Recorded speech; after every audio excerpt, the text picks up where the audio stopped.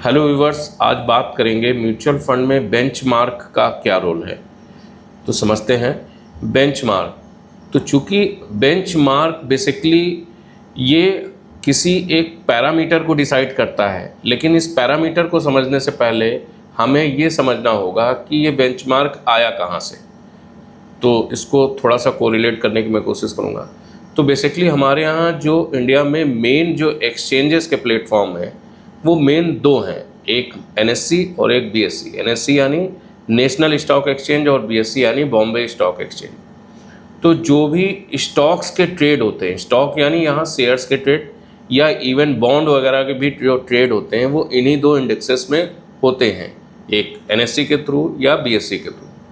अब एनएससी या बीएससी में बेंचमार्क का मीन्स ऐसे निकल के आता है कि जैसे कि हम एनएससी पकड़ते हैं तो एनएससी में जो स्टॉक्स को डिनोट किया गया है वो मार्केट कैपिटलाइजेशन के हिसाब से डिनोट किया गया है, चाहे वो एनएससी हो या इवन बीएससी में। तो अब मार्केट कैप को इस तरीके से समझना है कि जिसकी मार्केट कैप जिस भी स्टॉक्स की, जिस भी शेयर्स की टॉप 100 कहलाएगी एज पर मार्केट कैप।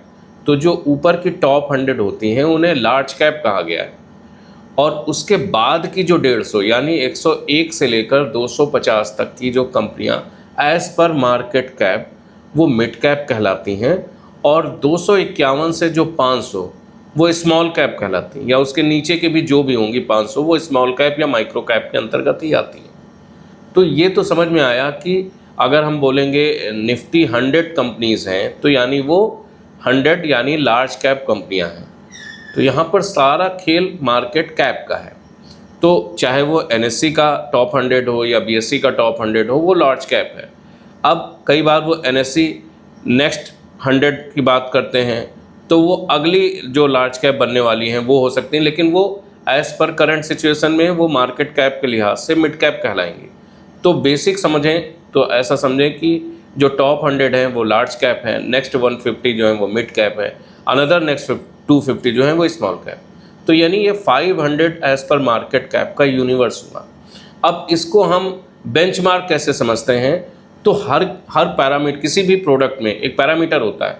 तो मान लीजिए म्यूचुअल फंड में कोई लार्ज कैप फंड है, तो उस लार्ज कैप फंड का यानी वो top 100 company as per market cap हो, तो वहाँ पर बेंचमार्क आइदर बीएससी 100 होगा या एनएससी 100 होगा।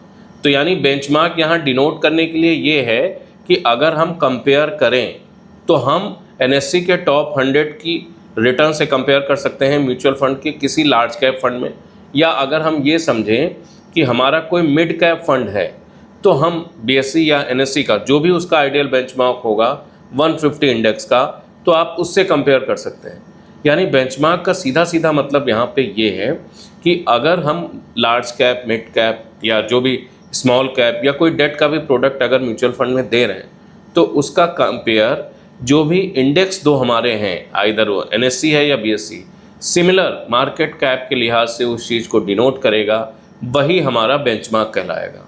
यानी मैं फिर से इसको समझाने की कोशिश करता हूँ। मान लिया जाए निफ्टी 250 हुआ, तो निफ्टी 250 ये डिनोट करता है स्मॉल कैप कंपनीज़ को।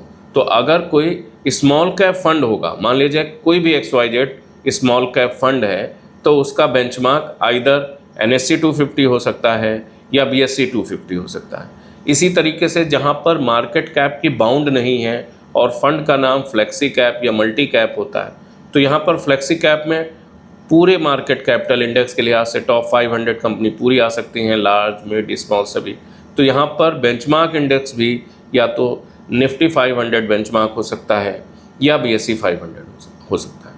तो आई होप ये बेंचमार्क आपको समझ में आया होगा।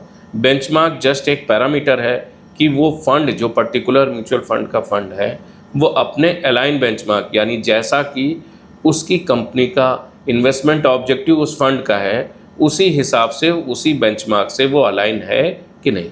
तो I hope benchmark mutual fund में क्या होते हैं वो समझ में आया होगा। नमस्कार, धन्यवाद।